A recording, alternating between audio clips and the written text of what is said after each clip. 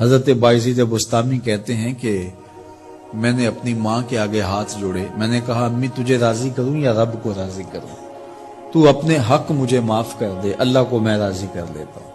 ماں نے کہا جاؤ پتر میں اجازت دیتی ہوں۔ گئے جنگلوں میں ذکر و فکر میں لگے رہے، تنہائی میں اس کو یاد کرتے رہے، دن رات ذکر کے چراغ روشن رکھے۔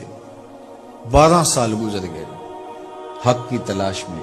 ایک دن واپس بستام کے قریب سے گزر رہے تھے، خیال آیا چلتے چلتے ماں کو سلام کر جاؤں۔ دروازے کو دستک دینے لگے تو اس خیال نے ہاتھ روک لیا کہ ساری زندگی ماں کو سکھ تو دیا کوئی نہیں، اب دکھ بھی کیوں دینے لگے ہو؟ رات کا ایک پہر بیت گیا ہے، سردیوں کی لمبی رات ہے، ماں بستر میں لیٹی ہوگی، تیرے لیے اٹھے گی، دروازہ کھولے گی۔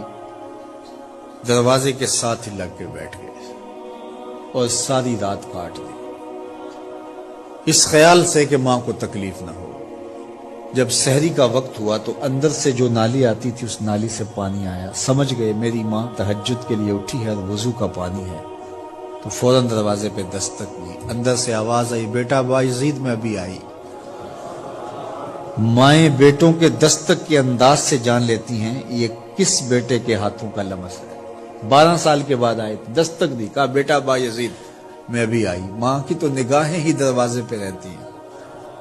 اللہ اکبر۔ کہتے ہیں کہ ماں نے دروازہ کھولا، 12 سال جنگلوں کی خاک چھانتے بیت گئی تھی، پراگندہ صورت، بکھرے ہوئے بال، پھٹے ہوئے کپڑے۔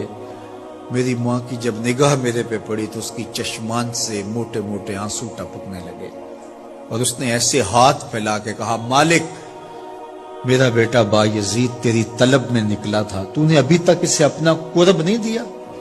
حضرت بایزید بستامی کہتے ہیں 12 سال کی ریاستوں سے جو کچھ نہیں ملا تھا ماں کے اٹھے ہوئے ہاتھوں سے مل گیا۔ میں نے کہا مالک میں تجھے کہاں ڈھونڈ رہا ہوں، تو کہاں موجود ہے؟ تو ماں باپ کی رضا اللہ کی رضا کا دروازہ کھولتی ہے۔ جن لوگوں کے ماں باپ ناراض ہیں اور وہ جا کے پیر صاحب کی خدمت کرتے ہیں اور میاں ماں کے قدم چومو، باپ کی ٹانگیں دباؤ، ان کی خدمت کرو، تمہارے پہلے مرشد وہ ہیں، ان کو راضی کرو، پھر کسی شیخ کامل کی صحبت میں آنا، دیکھو کیسے دل کی بند کھڑکیاں کھلتی ہیں۔ ایک مرشد تو ناراض کر آئے اور دوسرے مرشد سے تمہیں کیا ملے گا؟ تو راستہ یہیں سے کھلے گا۔ والدین کو کبھی ناراض نہ کرو، والدین کو کبھی دکھ نہ دو، والدین کو کبھی تکلیف نہ پہنچاؤ۔